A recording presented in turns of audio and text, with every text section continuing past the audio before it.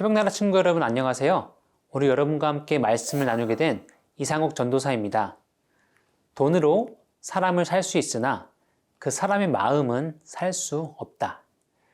우리는 돈으로 많은 것을 할 수 있다고 알고 있지만 분명 돈으로 할 수 없는 것들이 존재하는 것 또한 잘 알고 있습니다. 그것이 바로 사람의 마음이죠. 분명 돈으로 사람의 마음을 사는 것은 어렵습니다. 그런데 만약 그 사람이 석유가 나오는 부자 나라의 넘버 2라면 얼마나 더 어려운 것일까요? 오늘 함께 묵상할 말씀이 바로 그 넘버 2, 요셉, 그리고 형제들이 나오는 장면입니다. 과연 형들을 향한 요셉의 마음을 움직였던 것은 무엇일까요? 그리고 그들의 관계는 어떻게 됐을까요? 말씀을 통해 확인해 보겠습니다. 오늘 말씀의 제목은 눈물의 식탁입니다. 오늘의 말씀은 창세기 43장 25절에서 34절입니다. 형제들은 자신들이 거기에서 식사를 하게 되리라는 것을 들었기 때문에 정오가 돼 요셉이 오기 전에 준비해온 선물을 챙겼습니다. 요셉이 집에 오자 그들은 준비한 선물을 집 안으로 갖고 들어가 그 앞에서 땅에 엎드려 절했습니다. 요셉은 형제들에게 잘 있었는지 묻고 난 다음에 말했습니다. 너희가 말했던 너희의 늙은 아버지는 어떠하시냐? 그분이 아직 살아계시냐? 그들이 말했습니다. 주의 종인 저희 아버지는 아직 살아계시고 잘 지내고 계십니다. 그들이 다시 머리를 숙여 절했습니다. 요셉이 눈을 들어 자기 어머니의 아들인 자기 동생 베냐민을 보고 이 아이가 너희가 내게 말했던 그 막내냐? 하고 물어보고 다시 말했습니다. 아이야, 하나님께서 내게 은혜 베푸시기를 바란다. 요셉은 서둘러서 밖으로 나갔습니다. 그가 자기 동생을 보자 애틋한 마음이 불타올랐기 때문이었습니다. 그는 울 곳을 찾아 자기 방으로 들어가 울었습니다. 그러고 나서 요셉은 얼굴을 씻고 다시 나왔습니다. 그가 마음을 진정시키면서 말했습니다. 음식을 내오너라. 사람들이 음식을 요셉에게 따로 차려주고 그 형제들에게 따로 차려주고 요셉과 함께 식사를 하는 이집트 사람들에게 또 따로 차려주었습니다. 이는 이집트 사람들은 히브리 사람들과 함께 식사하는 것을 혐오스러운 일로 여겨 그들과 함께 식사를 할 수 없었기 때문이었습니다.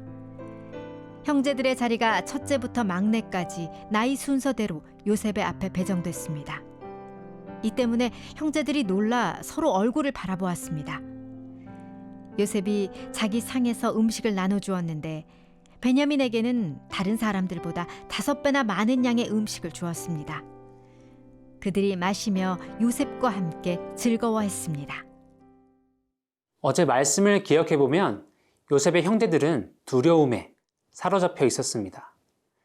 요셉의 관리인은 그들에게 괜찮습니다.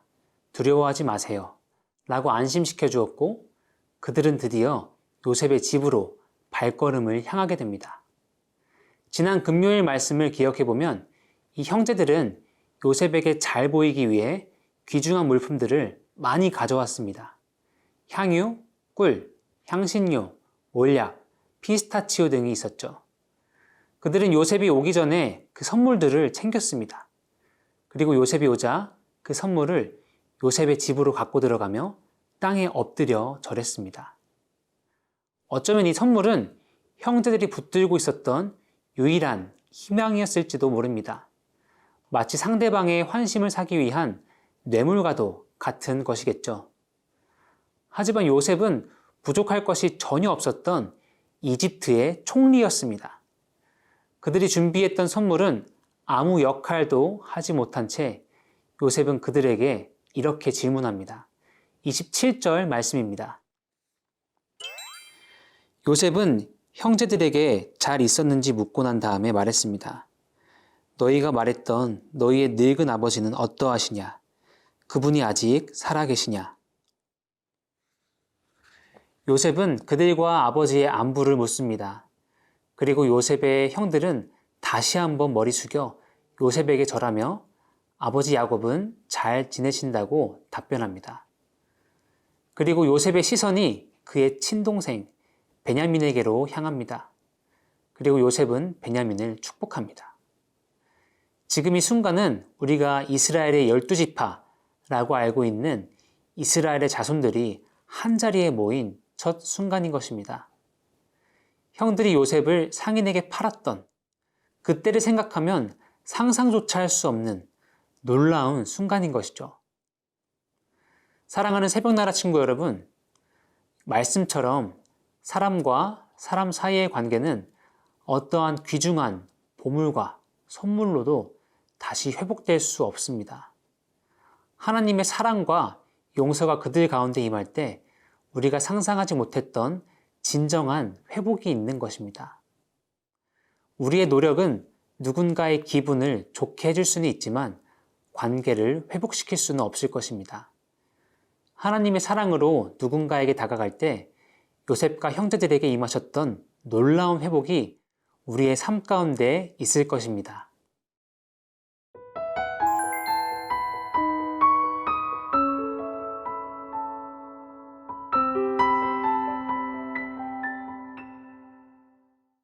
친동생 베냐민을 만난 요셉은 눈물을 참을 수 없었습니다. 방으로 들어가 슬피 울고 얼굴을 씻고 마음을 진정시키고 다시 자리로 돌아왔습니다. 그리고 요셉은 형제들과 본격적으로 식사를 시작하게 됩니다. 32절 말씀을 함께 읽겠습니다. 사람들이 음식을 요셉에게로 따로 차려주고 그 형제들에게 따로 차려주고 요셉과 함께 식사를 하는 이집트 사람들에게 또 따로 차려주었습니다. 이는 이집트 사람들은 히브리 사람들과 함께 식사하는 것을 혐오스러운 일로 여겨 그들과 함께 식사를 할 수 없었기 때문이었습니다. 말씀에 나온 것처럼 이집트 사람들은 히브리 사람들과 식사하는 것을 혐오스러워했기 때문에 요셉의 상과 그들의 상이 구분되어 있었습니다. 어쩌면 그들을 집 안으로 들여 함께 식사하는 것 자체가 이집트 사람들의 눈에 띄는 일이었을 것입니다. 하지만 요셉에게는 이집트 안에서의 시선과 수근거리는 말보다 하나님께서 그에게 허락해 주신 형제들과의 식사 자리가 더 중요하고 소중했을 것입니다. 식사에 앞서서 요셉은 형제들의 자리를 배정해 주었는데 그 자리가 첫째 르우벤부터 막내 베냐민까지 순서대로 배정되어 있었던 것입니다. 안 그래도 잔뜩 긴장하고 있었던 형제들이었을 텐데 이 자리 배치를 보고 얼마나 놀랐을까요? 그리고 요셉은 자신의 친동생 베냐민에게는 다른 형제들보다 더 많은 양의 음식을 주며 동생을 향한 그의 애틋한 마음을 전하고 있었습니다. 34절 말씀을 함께 읽겠습니다.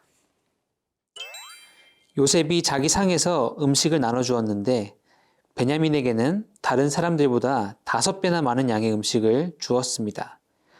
그들이 마시며 요셉과 함께 즐거워했습니다. 그들이 마시며 요셉과 함께 즐거워했습니다. 하나님께서는 두려움과 긴장이 가득했던 이 형제들의 만남을 즐거움으로 바꾸셨습니다. 미움과 분노, 질투, 그리고 두려움이 있었던 요셉과 형제들의 관계 가운데 처음으로 즐거움이 가득했던 순간인 것입니다. 사랑하는 새벽나라 친구 여러분, 사람의 미움, 질투, 분노로 시작되었던 이 비극을 하나님께서는 즐거움으로 바꾸셨습니다. 요셉의 삶의 여정과 같이 우리의 삶에도 고난과 역경이 찾아올 수 있습니다. 하지만 하나님을 신뢰하며 그 삶의 여정을 하나님께 맡길 때 하나님께서는 우리의 고난을 즐거움으로 회복시키실 것입니다. 오늘도 그 하나님을 기대하며 나아가는 우리 모두가 되기를 소망합니다. 우리의 슬픔과 두려움을 즐거움과 기쁨으로 회복시키시는 하나님 아버지, 오늘 말씀을 통해 하나님의 사랑으로 인해 다시 함께 모여 식사하며 즐거움을 누리고 있는 요셉과 그 형제들의 이야기를 들었습니다. 우리의 삶에도 관계가 회복되며 슬픔과 두려움이 아닌 즐거움이 넘치는 하나님의 은혜가 있기를 간절히 기도합니다. 하나님을 의지하며 신뢰합니다. 함께 해주세요. 이 모든 말씀 예수님의 이름으로 기도합니다. 아멘.